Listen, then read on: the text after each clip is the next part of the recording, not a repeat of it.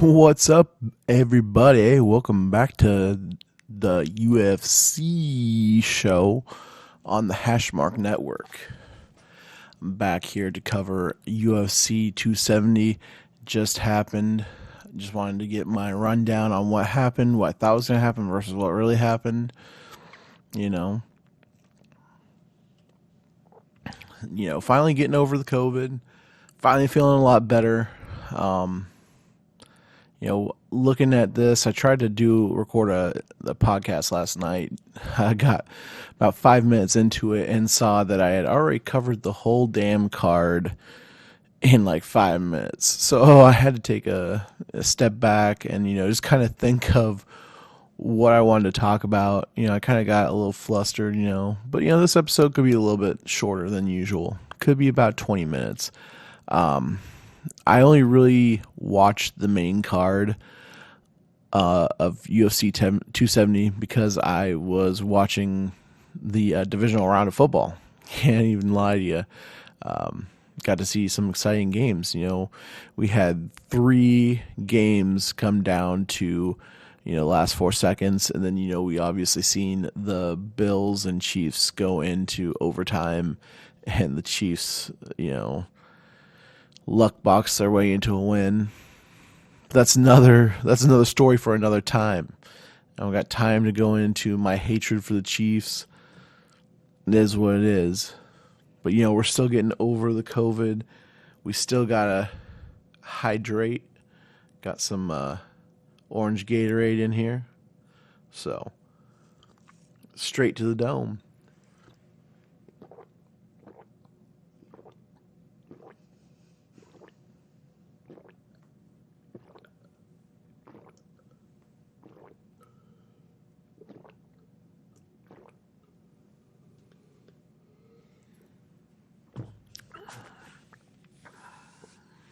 Woo! Gotta stay hydrated.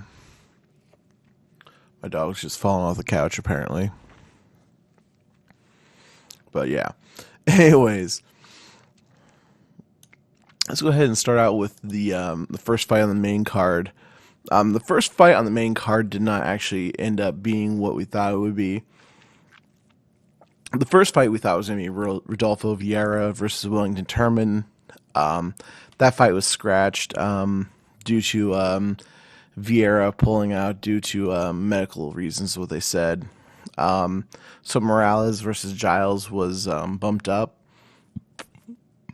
So eventually, when I got to the main card, I saw this. I was like, "Oh man, this is not the fight that I thought was going to be here." I hadn't even heard that, Vieira and Turman was actually canceled until I was doing the recap. I looked and I was like, "This is not the fight that I had here." Basically, though, they changed it with Morales and Giles, which was I think, was a really good replacement fight. You know, even though Giles was Giles is coming down. This was a welterweight fight, and Giles was coming down from. He originally fights at middleweight. So this was his debut at welterweight, I believe. I think this is the first time he said that he's ever been at welterweight. And this Morales is a guy that I think the UFC is going to try to build up. I think he's got a lot of good skills to work with. Very good striker. He's very talented. I think that he's just someone that they're going to try to build up. This one ended up. I'm trying to find. It was the first. I believe it was 4 minutes and 6 seconds into the first round. Trying to find the official one here, but yeah, here it is. So yeah, 4 minutes and 6 seconds in the first round, we had Michael Morales actually in this fight by KO/TKO, but it was a pretty decent showing for Trevin Giles, though. He came out and he actually put some pressure on Morales early and kind of rocked him. Morales was able to kind of gain his ground and get the fight back into his hands, which was really good to see. I mean, especially from someone that I think the UFC is going to try to build up. But it was a pretty good fight. The first first few fights on this card were kind of, you know, they were not like big name fighters, but they were pretty, good fights. I mean, in a fight, I mean, it can be considered good if you can see skills exhibited, like Morales with his knockout. Same with this next fight with Cody Stamann and Saeed Nurmagomedov. I know that I made fun of Cody Stamann because I say he looked like the bully from Never Back Down, but it was a pretty good fight in the fact that you got to see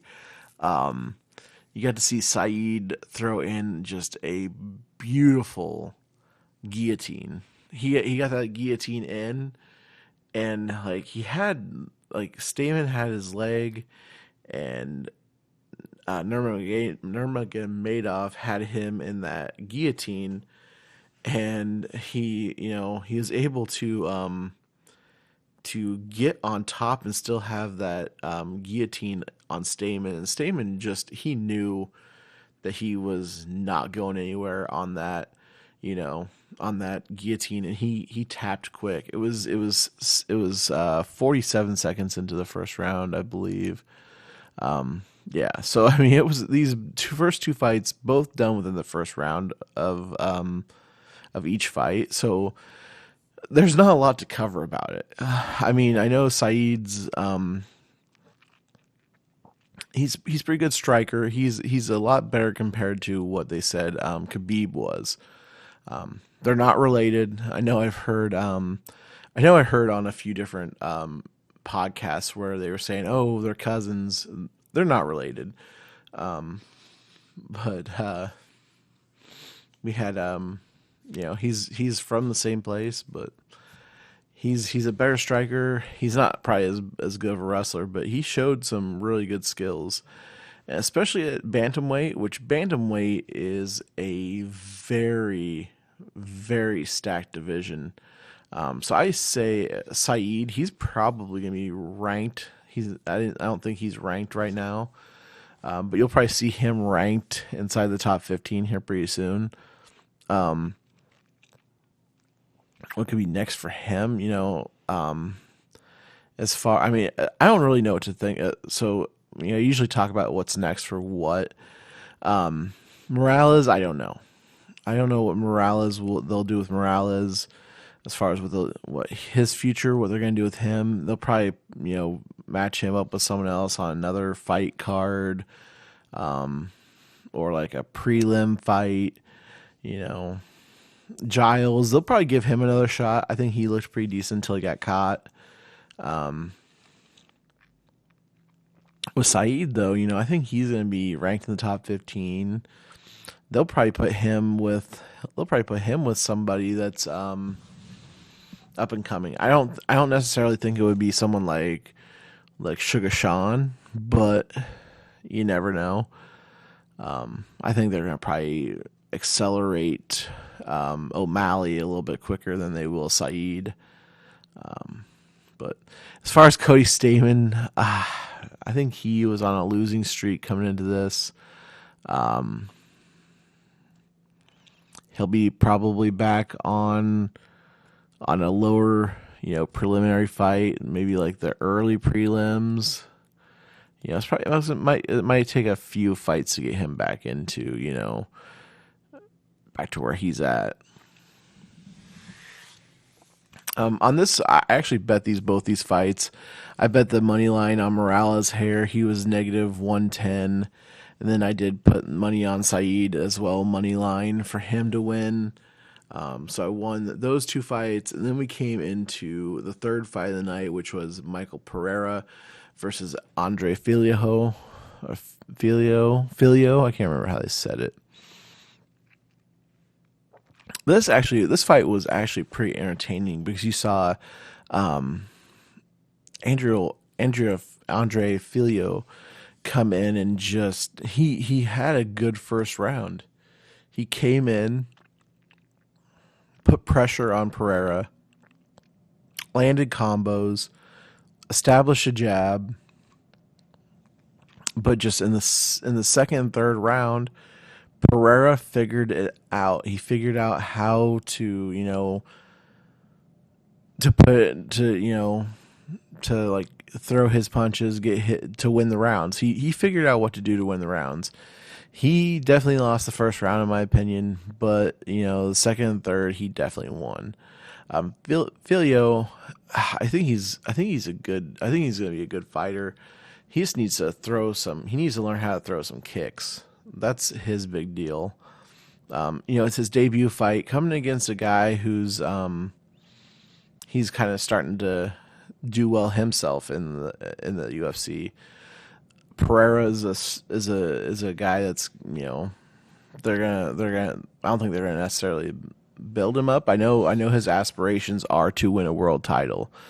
I know he used to be kind of a crazy fighter, do all kinds of bounces off the cage. You actually seen him do I think it was like a push off the cage to do like a Superman punch, and didn't land it, but he doesn't do as much crazy stuff as he used to, that Pereira. So I think Pereira's gonna look to put some wins together, hopefully to try to get a title shot. This Filio, I think if they bring him along slowly, he could be a guy that is very entertaining to watch, because I think he's aggressive. That's what I love to see out of a fighter, is aggressive, like pushing the pace. He was in Pereira's grill most of the time, backing him down, throwing combinations, trying to get the knockout. But Pereira was smart enough to he was good at slipping, countering. He ended up winning the fight. So they'll probably bring Filio. They'll probably bring him up slowly because he still has a lot to work on his game. Let's see what his record was. Something pretty decent coming into this. I think he's like 5-1 or 4-1 or something like that.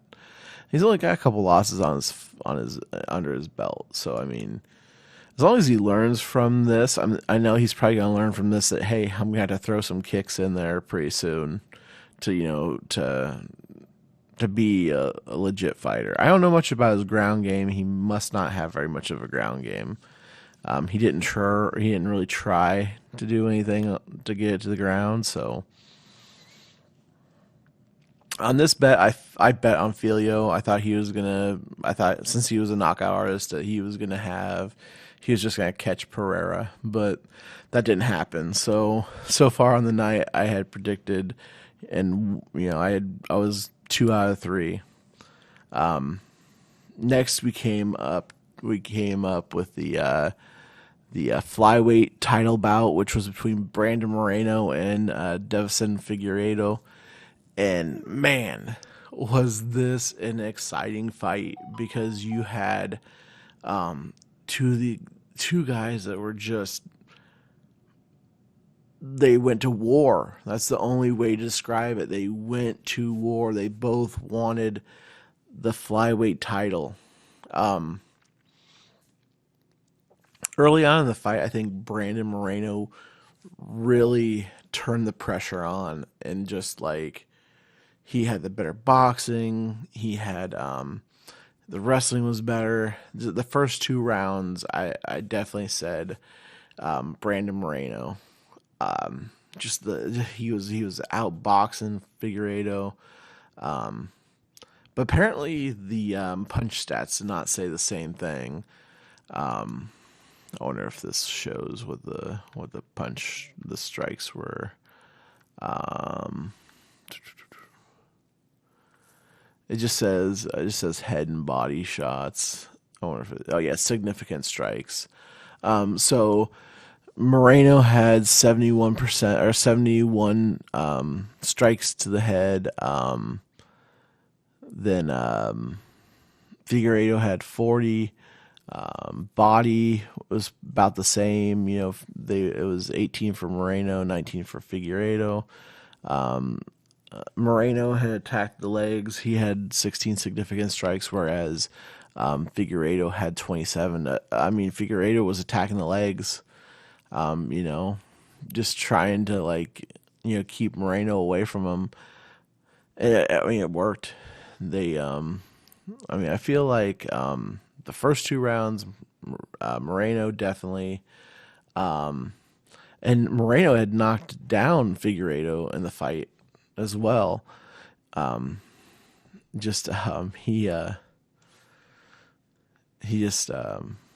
not Moreno. Figueiredo had a few knockdowns as well. It just because I don't know why I thought Moreno was boxing him hard, but Figueiredo was the one that actually got the knockdowns. That's probably what helped him win the fight, honestly.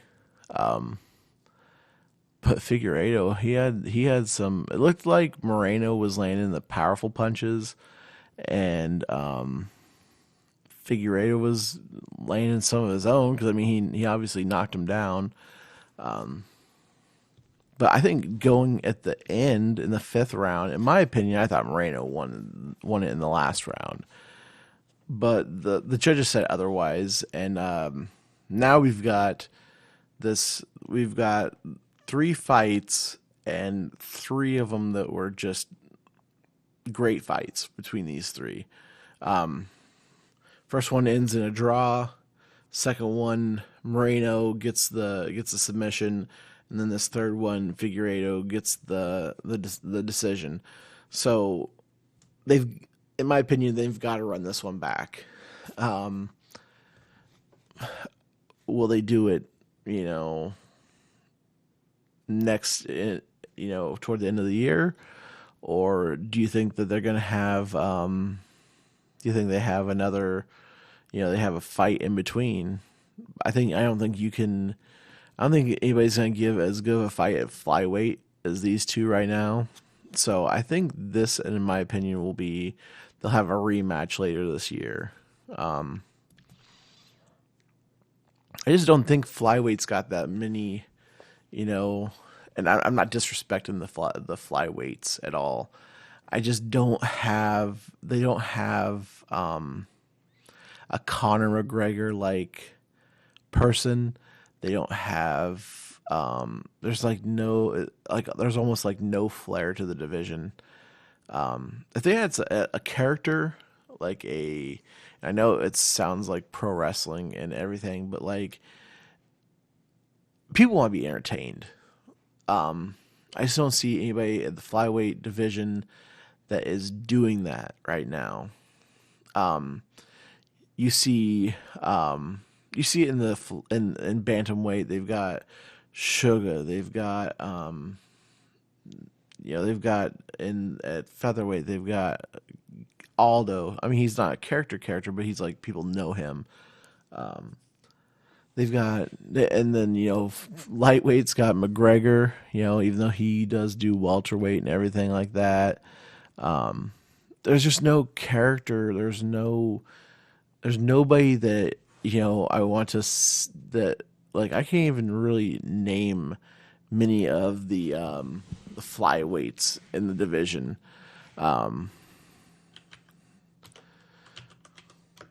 It's one of those things where you almost don't have enough want to watch them. They've got Royval's good, but he doesn't do a lot of talking. Kai Kara France, he just beat Cody Garbrandt, which Garbrandt went to flyweight, but he's lost a bunch of fights recently, so he went down in weight trying to do something, and maybe he would have established himself as a character, someone that people want to see down there. But I look through this list and I just don't see hardly anybody that I know besides the people within the top 5. Outside, I mean, Kai Kara France is number 6. Royval is 4. Perez, Pantoja. Yeah, there's not a lot there. Then you see bantamweight. You've got O'Malley at 12. He's a guy that's, a character. You got Frankie Edgar, who's a great fighter as well. He was back in the day one of the top, he was actually a lightweight. He was a lightweight champion, and he's gone down 2 divisions, to bantamweight. Dominic Cruz, another guy that you've heard of. Font, Sandhagen, Dillashaw. Dillashaw is one of those guys that they, had some controversies. People want to watch.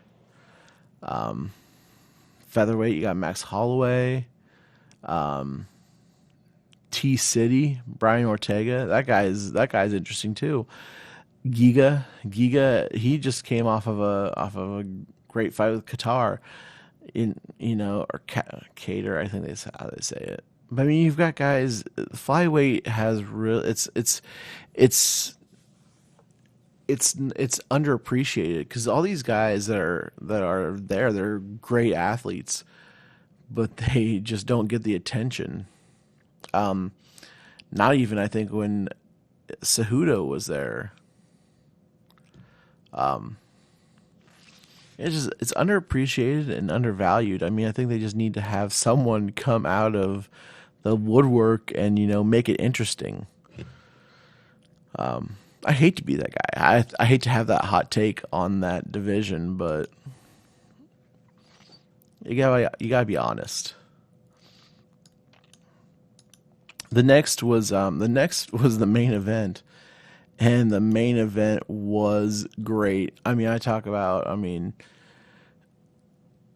the opening rounds, you're like thinking, Cyril Gane has this fight in the bag. You're looking at Ngannou. He's starting to look fatigued in the second round. We kind of figure out a little bit that he is. We find out after the fight that he's been injured, but he's kind of his pace is slowed. He's kind of letting Cyril Gane just kind of like pick at him with little shots. I don't think Gane had too many like hard shots on Ngannou. I mean, he hit him a few times, but I don't think he really had any really good shots on him. So I think, obviously you watch it and you see, Cyril Gane has the first 2 rounds. Boom. You see Ngannou, he's got the knee braces on. You're wondering if he's hurt. You see him a little fatigued and out of breath in the second round. You're like, man, this fight is not going to go well. This is going to be we're going to see something happen like what happened to Lewis. And then in the third round, we see this new Francis Ngannou come out and just land a devastating slam to Gane, and just it looked like it just knocked the wind out of him. You see Ngannou, he was trying for submissions. He was trying for Americanas. He was trying to submit him. He was trying to, hold him down and everything. I mean, you just were like, it was something that you had never seen out of Ngannou. The fourth round comes, starts on the feet. Boom. Ngannou takes him down again. I mean, these are some good takedowns for a heavyweight. Getting up against the cage, putting his weight into him, getting his legs out from underneath him. And then from there on, he does a good job of just like being a blanket on him. He was like literally like a blanket draped over him. And Ngannou, I think he came into the fight weighing 258, but on fight night he could not have been 258.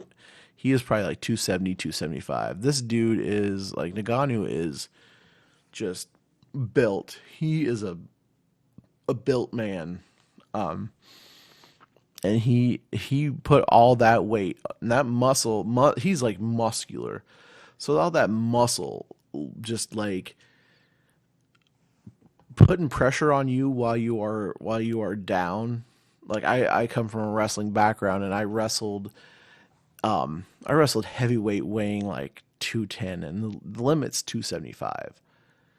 So you see these guys, if you see a guy just like basically kind of putting all his weight on there, that wears you down.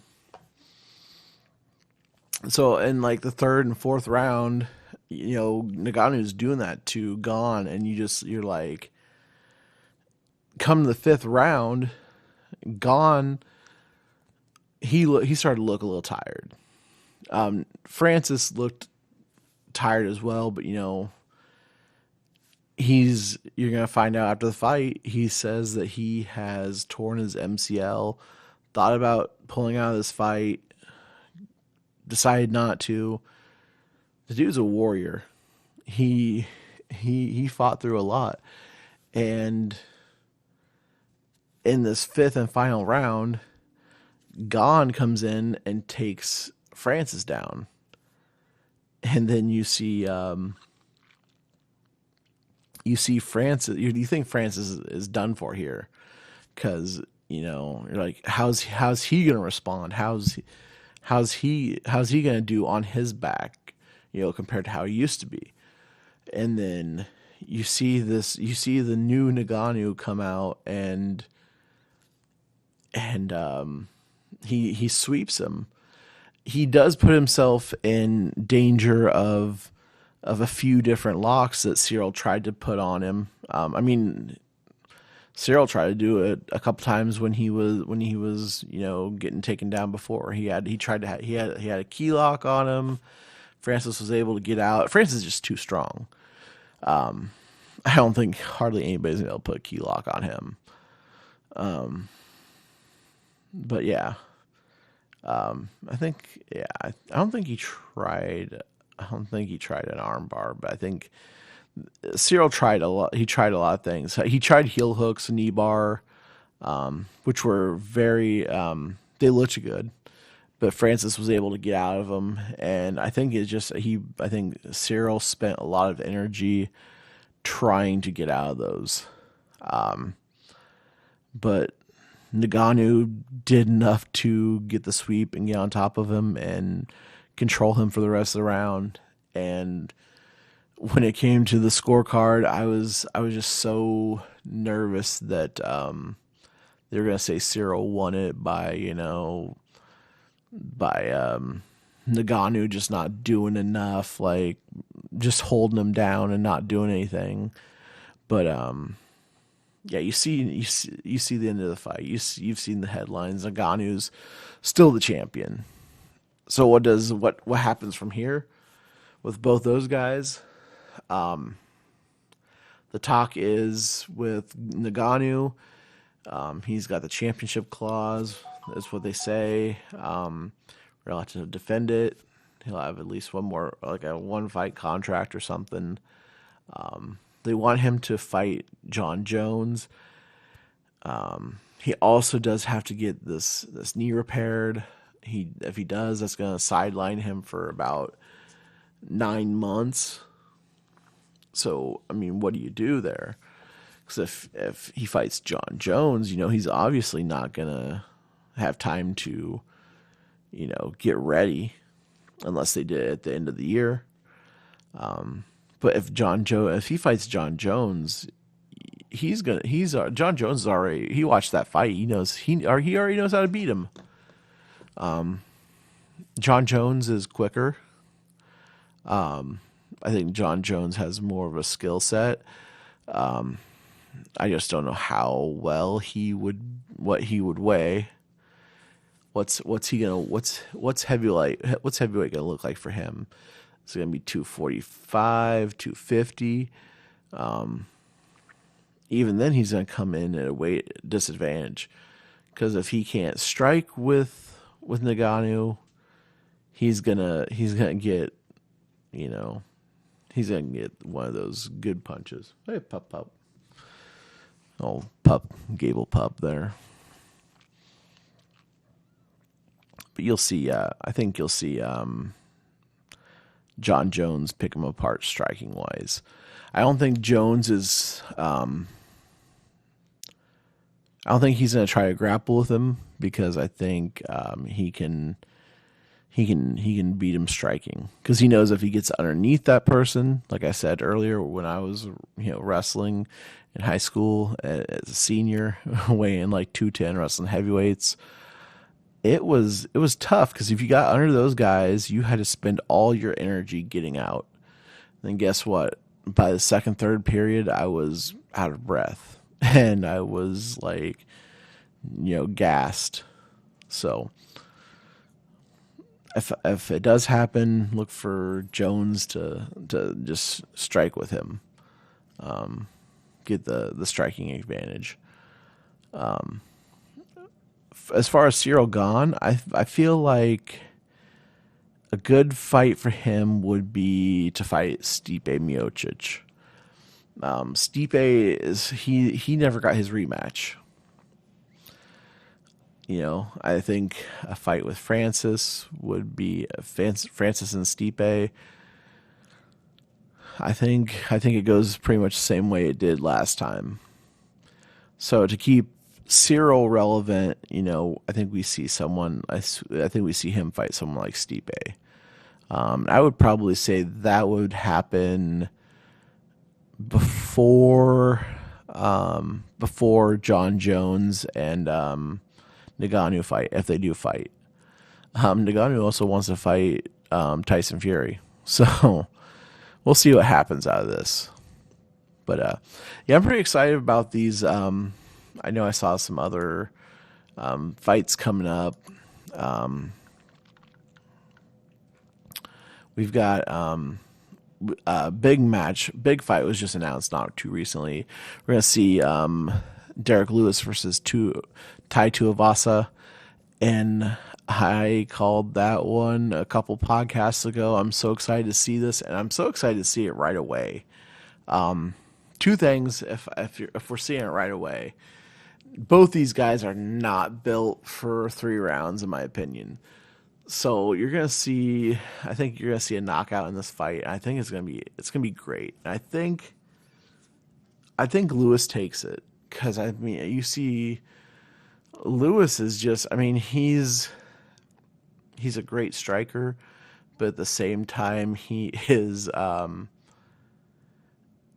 He's like a great striker, but he's like right in that middle where he's not probably gonna fight for a title again, but he's not below like top 5. So I think Tuivasa and him will be a good fight. Tuivasa, I don't know how to pronounce it. I always mess it up.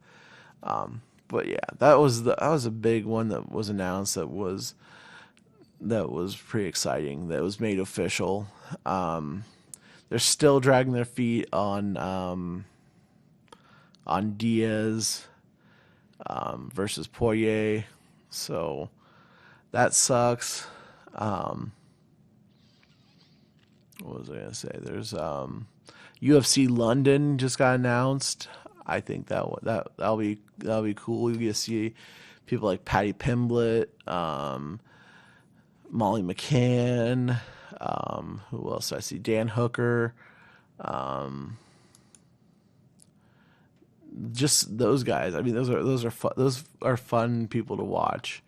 Probably, yeah. Arnold Allen, I think he's fighting Dan Hooker. Arnold Allen and Dan Hooker are fighting. Which Arnold Allen is a great submission artist. So that's gonna be a good fight to watch. I own a card that I won in a break, and it says something about submission specialist, and it was Arnold Allen, and I didn't know who it was at the time. I kind of looked him up and watched a few of his fights. And I was like, oh, that's cool. But yeah, that would be a good one.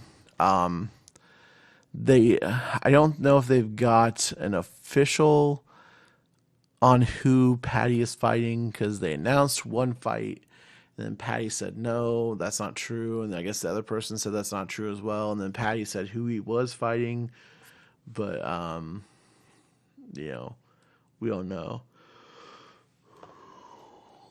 We also have the fight nights coming up. They're going to be pretty cool, like RDA, Dos Anjos, and Fiziev after 271, and then you'll have Dariush versus Makhachev, which is Makhachev is I really like Makhachev. I think he will be champion not this year, but next year. I think he'll be a champion in 2023 at lightweight. Then after that, going into March, we've got Covington versus Masvidal, so that's pretty good. Then they've got the March fight nights all set up too, so it's awesome to see that they're getting more events up. We start out the year with just one fight night, and then in March we've got two fight nights and a pay-per-view. Actually, no, three fight nights in February. So three, and then I think we have three in March as well. So it's awesome that there's gonna be pretty much fighting every weekend. So that's what I love to see. But yeah, that's gonna be my podcast for today, everybody. I'm glad you guys stopped back by. Glad I'm feeling a little bit better. We got the hydration in, but yeah. Until next week when we go over, UFC, the next UFC event, which is Hermanson versus Strickland. When we cover that card, you'll just have to wait for me. Alrighty. Have a good one. You guys take care.